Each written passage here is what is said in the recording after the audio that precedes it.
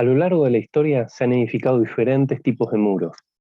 Los reinos, los pueblos y las naciones aún al día de hoy edifican muros con el fin de restringir el paso, poder seleccionar el ingreso y sobre todas las cosas protegerse de amenazas externas.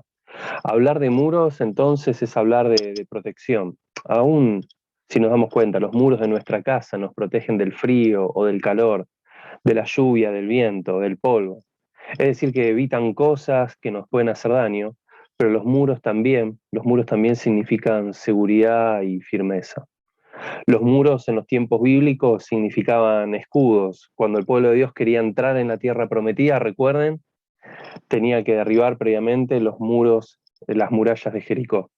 La misma ciudad de Jerusalén tenía como una de sus principales armas de defensa las murallas que habían sido tan ampliadas que las personas podrían recorrer el contorno de la ciudad por encima de las murallas.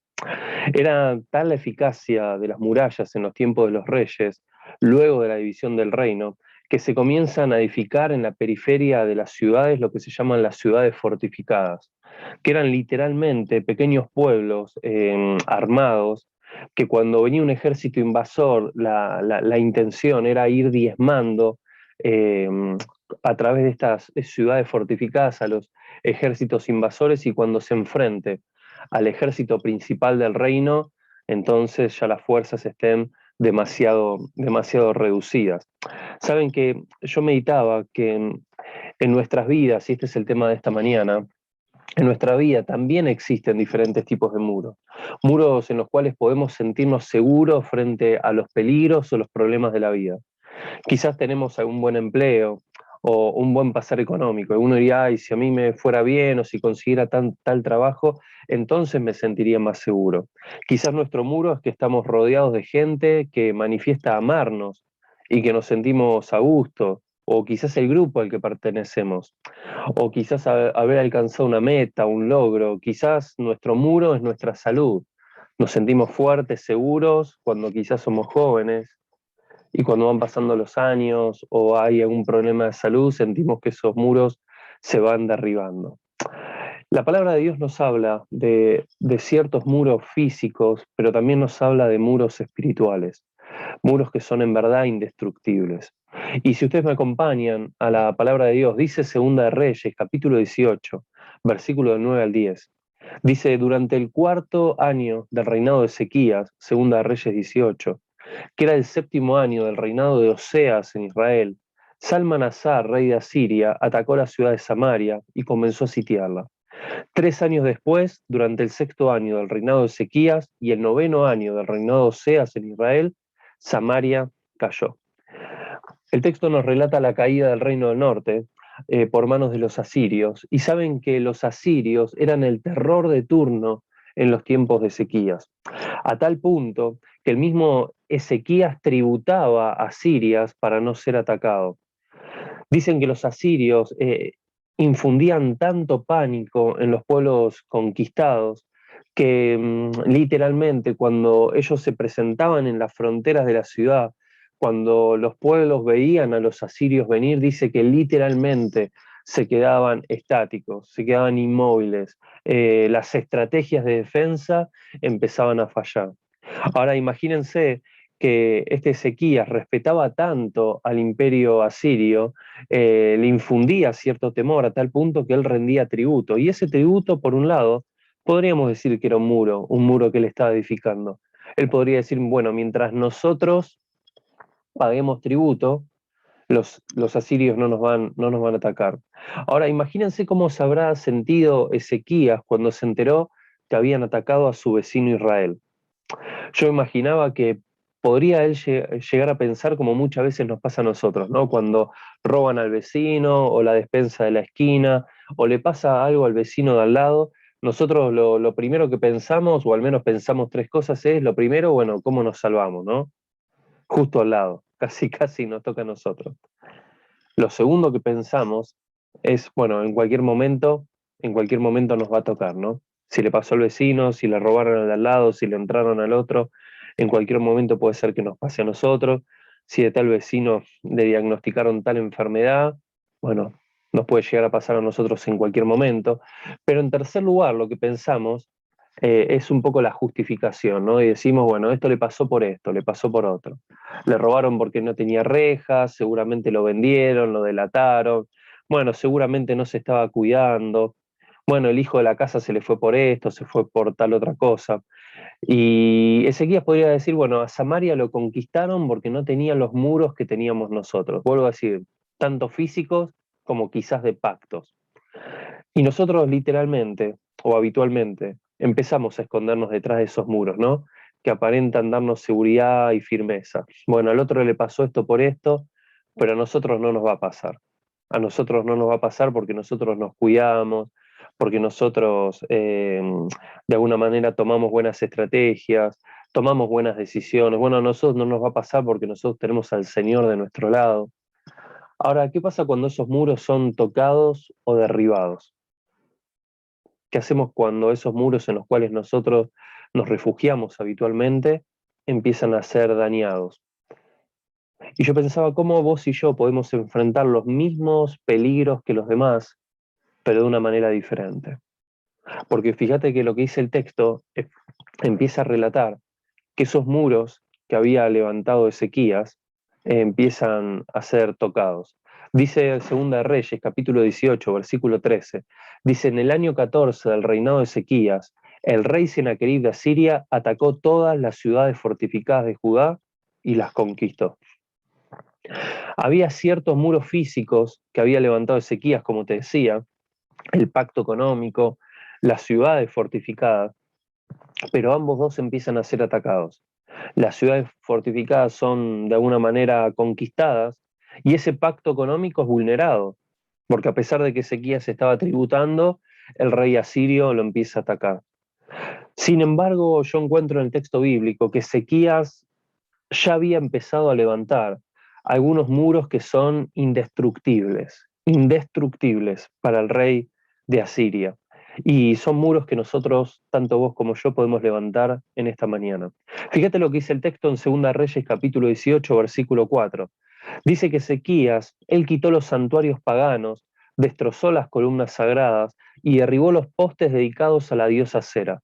Hizo pedazos la serpiente de bronce que Moisés había hecho porque la gente de Israel seguía ofreciéndole sacrificios. La serpiente de bronce se llamaba Nehustam. Es decir, que Ezequías comienza a adorar y a instalar la adoración exclusiva a Dios. Hizo que todo el pueblo adore a Dios y solamente al Señor.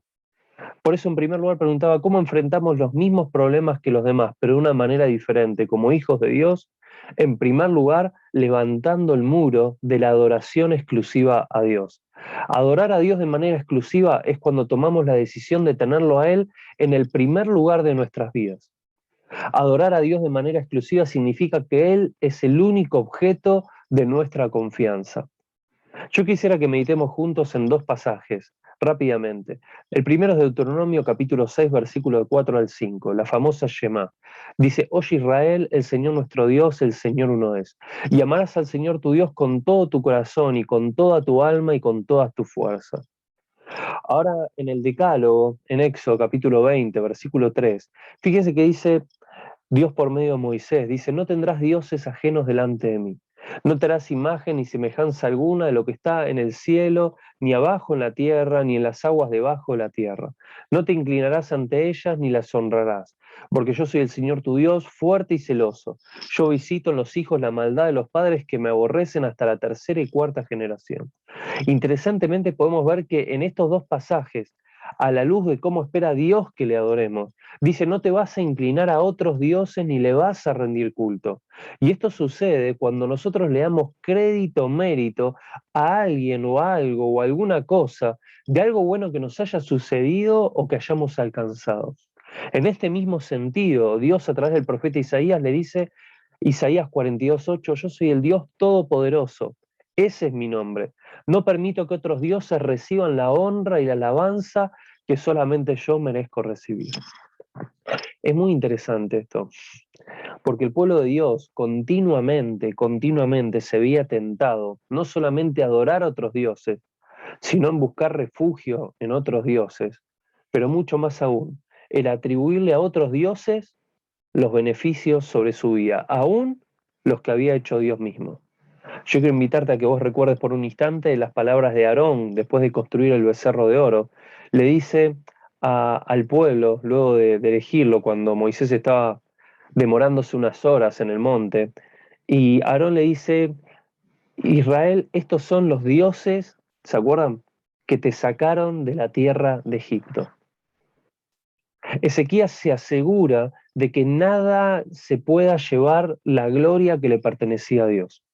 Ezequías se asegura de que el pueblo no busque refugio en ninguna otra cosa que solamente se la podía otorgar Dios.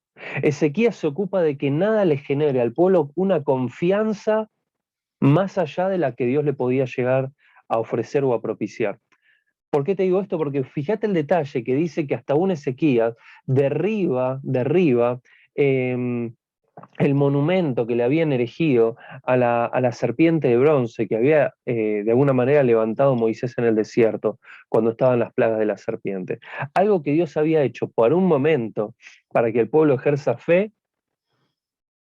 El pueblo de Dios había empezado a confiar más en eso que en Dios. Y hasta aún le habían puesto un nombre. Y muchos de nosotros muchas veces nos refugiamos hasta aún en nuestros propios ministerios. Decimos, bueno, si yo estoy sirviendo, entonces nada malo me tendría que pasar. Si yo estoy sirviendo, bueno, entonces mi familia tendría que estar bien. Bueno, si yo estoy sirviendo, entonces los diagnósticos médicos tendrían que salir bien. Y la realidad, hermanos, que Dios quiere ser tu única confianza. Dios quiere ser tu única fuente de seguridad y de adoración. El salmista decía en el Salmo 34:1, bendeciré al Señor en todo tiempo, mis labios siempre te alabarán. Es por eso que cuando creo que estamos adorando exclusivamente a Dios, en primer lugar estamos reconociendo de que Dios está sentado en su trono con poder y autoridad en todo momento y en cada evento de nuestras vidas. Dios está sentado en el trono y Dios está gobernando y siendo soberano sobre cada una de las circunstancias que estamos atravesando, sean buenas o sean malas, sean tiempos de paz o sean tiempos de ataque. Ahora, en segundo lugar, encuentro que en la adoración hay un poder liberador, porque estamos experimentando la misma presencia de Dios frente a la oposición de nuestras vidas. En medio de los ataques, en medio de la incertidumbre, en medio de la falta de paz, podemos pasar por pruebas, enfermedades, decepciones, pero cuando adoramos a Dios, Dios se hace presente en medio de esas dificultades. En medio de los problemas, tenemos que cantar al Señor. En medio de los problemas, debemos adorar a Dios y reconocer quién es Él. Hoy Dios, sin duda, nos está invitando a que en medio de los momentos difíciles, en medio del día de la angustia, nosotros podamos invocar su nombre y podamos tomar la decisión de adorar a Dios en medio de un clima y una atmósfera que no nos invita a hacerlo. Ezequías, en primer lugar, levanta el muro de la adoración exclusiva a Dios. Y Ezequías no iba a permitir que el pueblo deposite su confianza, ni él mismo, en otra cosa que no sea Dios. Por eso el Salmo dice en el Salmo 86:7, en el día de mi angustia te invoco. Te invoco porque tú me respondes. Salmo 86:7. Cada vez que invocamos a Dios, Dios se hace presente en nuestras vidas. Ahora, Ezequías levanta un segundo muro indestructible, en medio de los problemas, en medio de la dificultad. Ezequías levanta un muro que no se puede destruir fácilmente. Y para poder enfrentar o para poder levantar ese muro, es un muro que él no puede levantar solo. Y saben que en los tiempos de la conquista, en los tiempos en donde los pueblos se conquistaban unos a otros, los ejércitos habían entendido que debían invertir más tiempo en intentar filtrarse por el muro que intentar derribarlo. Buscar alguna estrategia que le permita atravesar el muro, ingresar a la ciudad sin la necesidad de derribar un ladrillo. Fue así como nace el famoso caballo de Troya, o los pasillos secretos en los tiempos de los espartanos. Y es lo que pretende hacer también el rey asirio con el pueblo de Dios. Intenta buscar una grieta, un lugar donde poder ingresar a la ciudad sin necesidad de tirar una sola flecha. Si usted me permiten, sin necesidad de tirar un solo tiro o pegar un espadazo. Fíjense lo que dice Segunda de Reyes, capítulo 18, versículo 17 al 18. Dice, después el rey de Asiria envió contra el rey Ezequías al Tartán, al Rabsaris y al Rabsacés, con un gran ejército, desde Laquis contra Jerusalén. Y subieron y vinieron a Jerusalén. Y habiendo subido, vinieron y acamparon junto al acueducto de los estanques de arriba, en el camino de la heredad del lavador. Llamaron luego al rey, y salió a ellos Eliahim, hijo de Hilcías, mayordomo, y Semna, escriba, y Joab, hijo de Asaf, el canciller. Y fíjense el detalle, dice que ahí subieron y acamparon junto al acueducto del estanque de arriba. Y alguno podría decir, bueno, entonces ahí encontraron una pequeña filtración, un pequeño río secreto, que seguramente si ponían el ejército en barcas, iban a poder atravesar la muralla o los muros, y nadie se iba a enterar de que ellos estaban ingresando al pueblo. Pero fíjense que no es así.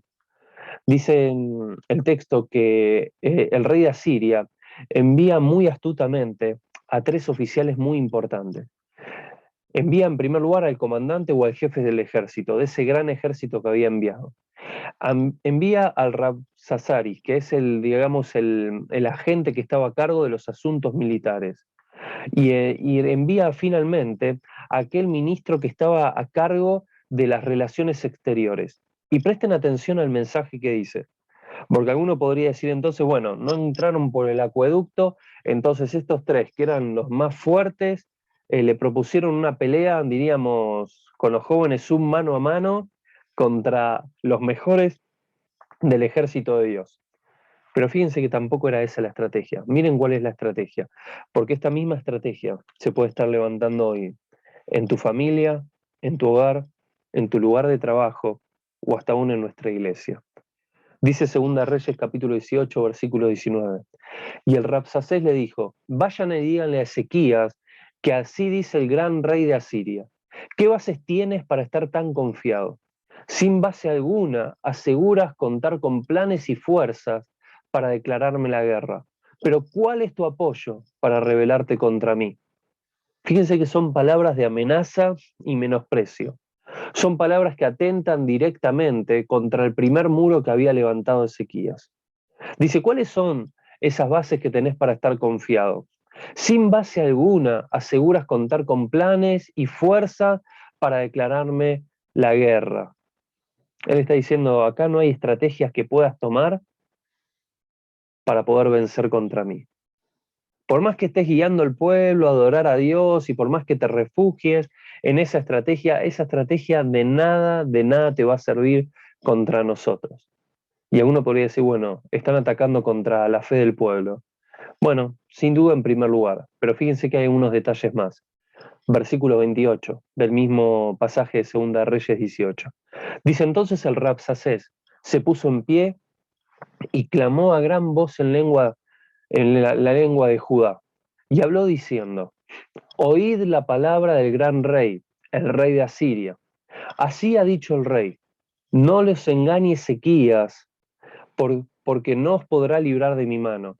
Y no los haga Ezequías confiar en Jehová, diciendo, ciertamente nos librará Jehová, y esta ciudad no será entregada en mano del rey de Asiria. No escuchéis Ezequías, porque así dice el rey de Asiria, haced conmigo la paz, y salid a mí, y coma cada uno de su higuera, y beba cada uno de las aguas de su pozo, hasta que yo venga y los lleve a una tierra como la vuestra, tierra de grano y de vino, tierra de pan y de viñas, tierra de olivas, de aceite y de miel, y viviréis y no moriréis. Y presten atención, no oigáis a Ezequías, porque los engaña cuando dice, Jehová nos librará. Así que presten atención que acá más que nunca se pone en evidencia cuál es ese caballo de Troya que estaba enviando el rey de Asiria, cuál es esa grieta que quería encontrar dentro de las murallas del pueblo. El rey de Asiria estaba apuntando a la división del pueblo de Dios. El rey de Asiria estaba apuntando a que se divida el pueblo de Dios. Y apunta a una grieta que no solamente atenta contra su fe, sino que atenta directamente contra la credibilidad del líder. Estaba apuntando a que el pueblo dude del liderazgo de su rey, del rey Ezequías, hablando de él como un engañador. Si el pueblo hacía oídos a la voz del enemigo, tenía pocas horas de estabilidad. Al día de hoy esta sigue siendo una grieta muy fuerte, un eslabón muy débil en las murallas de tu casa, en las murallas de tu matrimonio, en las murallas de nuestra iglesia, en las murallas aún de nuestro liderazgo. La falta de confianza, la murmuración, el dudar de un líder, voces que atentan directamente contra la cabeza de la familia, contra el matrimonio directamente, contra el liderazgo de la iglesia, buscan netamente separarnos frente a un ataque que viene directamente del enemigo. Y si nosotros oímos ese tipo de voz y le damos lugar, estamos completamente expuestos y vulnerables. Ahora, fíjense lo que hace el pueblo. Dice Segunda Reyes capítulo 18, versículo 36. Pero el pueblo calló, no le dio lugar a la conversación. Qué interesante, ¿no? Déjame hacer un paréntesis. Siempre que existe murmuración, hace falta dos protagonistas, el que habla y el que escucha. Y ambos son, diríamos, ambos son protagonistas de lo que está pasando. Ambos son culpables. Algunos serán culpables directos y otros serán cómplices necesarios. Pero ambos dos son necesarios para que, si vos me permitís, el delito se constituya. Pero fíjense lo que hace el pueblo. El pueblo cayó y no le respondió palabras, dice el versículo 36 de Segunda de Reyes 18.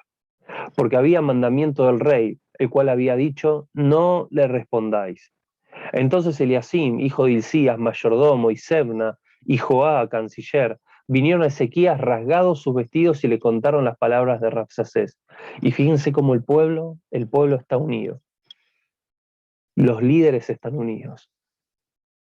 La familia está unida. El matrimonio está unido. El liderazgo está unido. La iglesia está unida frente a un mismo ataque que había recibido antes el pueblo del norte, pero ahora estaba recibiéndolo el reino del sur. Por eso, en segundo lugar, creo que un muro indestructible para los tiempos que estamos viviendo o los ataques que podamos estar recibiendo es el muro de la unidad del pueblo de Dios. El muro de la unidad del pueblo de Dios. Ahora fíjense que es un muro que no se puede levantar de un solo lado.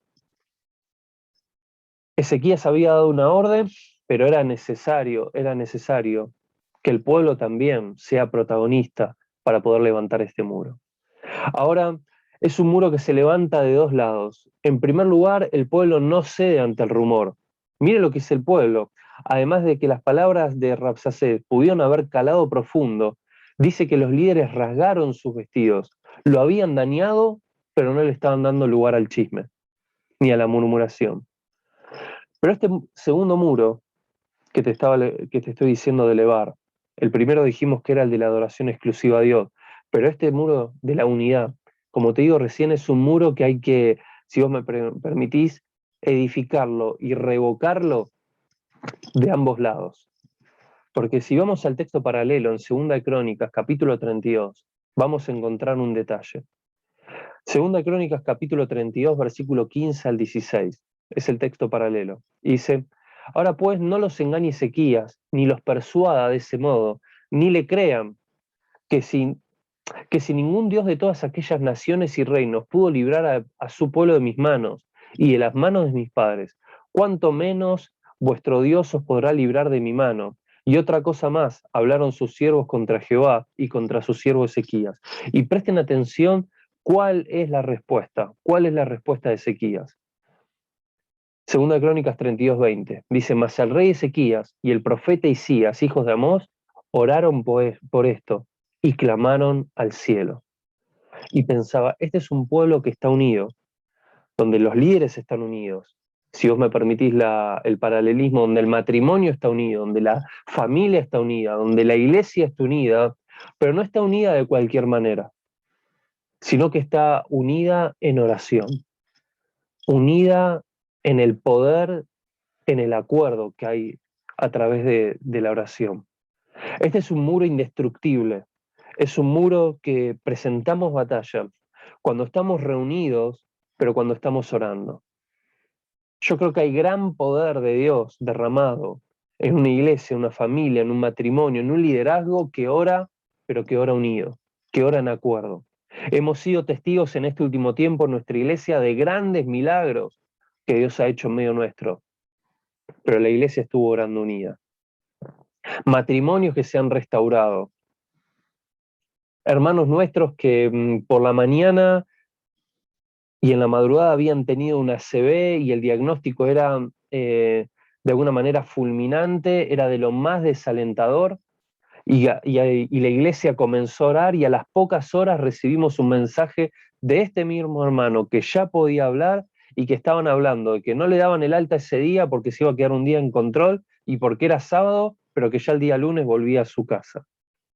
En este último tiempo hemos visto la mano poderosa de Dios moviéndose en nuestro favor, haciendo milagros y prodigios, haciendo señales, revirtiendo diagnósticos, obrando lo sobrenatural.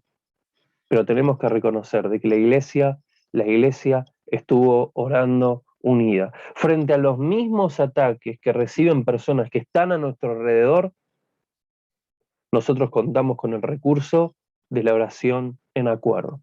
Por eso yo me preguntaba si nuestras reuniones de oración, si la reunión de oración que celebramos habitualmente es un lujo, es una actividad más para llenar nuestra agenda o debiera ser un lugar de estrategia y de defensa espiritual que presentamos juntos. Yo me preguntaba y te pregunto, ¿será que da lo mismo si asisto a la reunión de oración que si no asisto?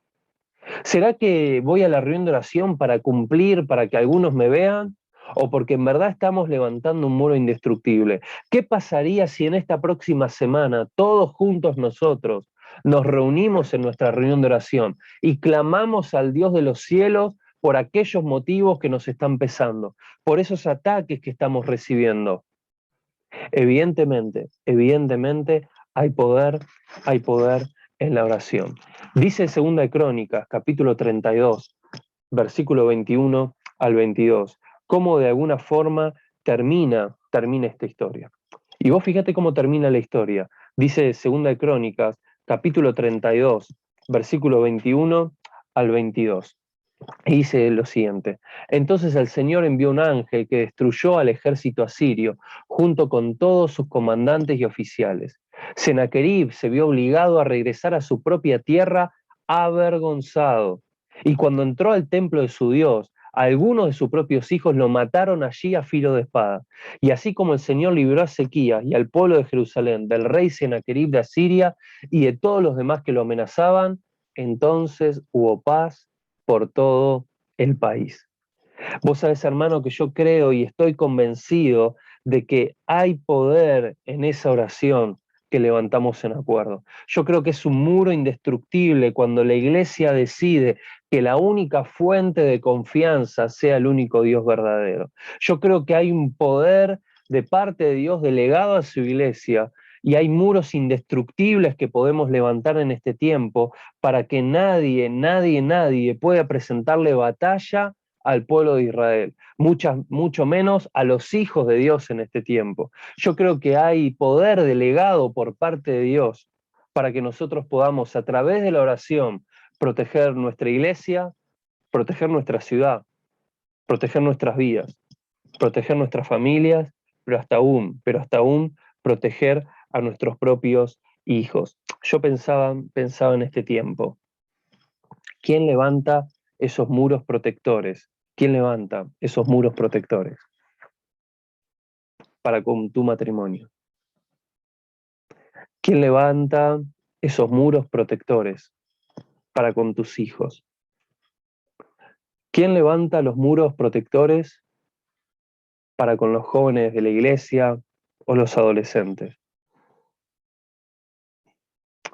Frente a los matrimonios que están sufriendo ataques, que están disolviéndose?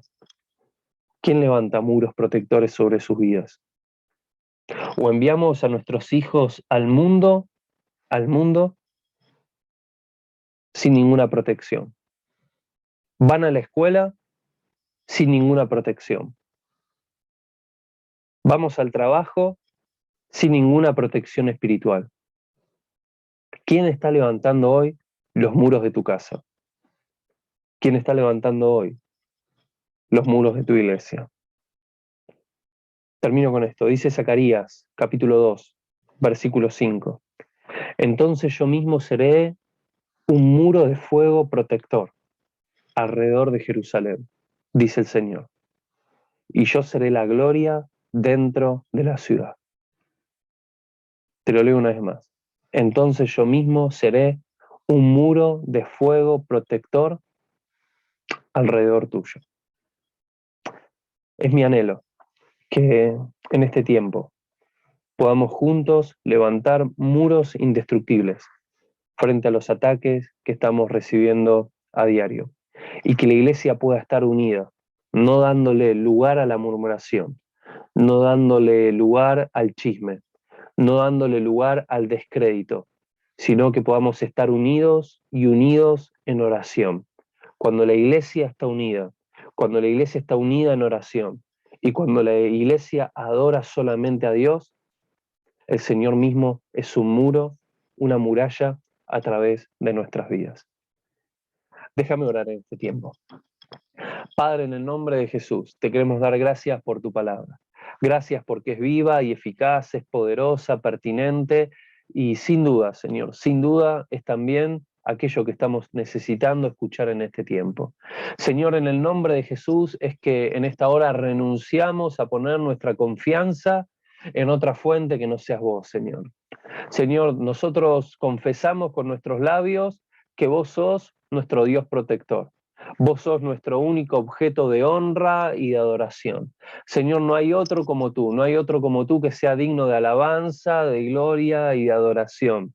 Señor, hoy te decimos que a vos te amamos, a vos te necesitamos. Vos sos suficiente en nuestras vidas y vos sos lo que más queremos. Padre, en el nombre de Jesús, renunciamos en esta hora a poner nuestra confianza en cualquier cosa que no sea tu persona.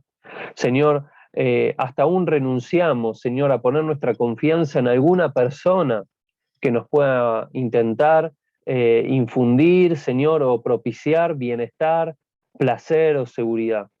Señor, nosotros hoy te decimos que vos sos suficiente. Vos sos todo lo que queremos. Y Padre, en el nombre de Jesús, es que queremos bendecir a nuestra iglesia. Y Señor, queremos levantar juntos, unidos, en oración, un muro, Señor, un muro frente a los ataques de la vida, Señor. Señor, en el nombre de Jesús queremos rogarte que vos derrames espíritu de unidad en tu iglesia, en nuestras familias, en nuestros hogares. Y Padre, en el nombre de Jesús queremos rogarte que nos lleves, Señor, a buscar juntos tu santo rostro, Señor. Que juntos, Señor, podamos buscar tu seguridad y tu protección. Señor, hoy, Señor, es que creemos en verdad que vos sos castillo fuerte. Señor, que vos sos nuestra defensa, que sos nuestro buen escudo, Señor. Padre, en el nombre de Jesús, es que queremos ser una iglesia que ora, pero que ora en acuerdo. Creemos, Señor, que vos sos el Dios que tiene la última palabra. Creemos que vos sos mayor que todo, Señor. Creemos en verdad que nadie nos puede arrebatar de tu mano y que, Señor, más aún, creemos que ningún arma forjada contra nosotros puede prosperar. No hay ataque, Señor, que pueda prevalecer frente a un pueblo que ora unido. Por eso, Señor, quiero rogarte en el nombre de Jesús que vos nos desafíes en este tiempo a ver las reuniones de oración, los momentos en donde la iglesia está orando unida como lugares estratégicos a nivel espiritual, lugares en donde de verdad se libran las batallas, lugares donde en verdad se alcanzan las victorias. Padre, bendigo la vida de mis hermanos y te pido en el nombre de Jesús, en el nombre de Jesús, que en esta semana podamos edificar estos dos muros, el muro de la adoración exclusiva a vos y el muro, Señor, esta muralla indestructible de un pueblo que ora en unidad. Señor, oramos y te bendecimos, lo hacemos en el nombre de Jesús. Dios les bendiga, hermanos, les mando un abrazo grande y nos estamos viendo pronto. Bendiciones del Señor.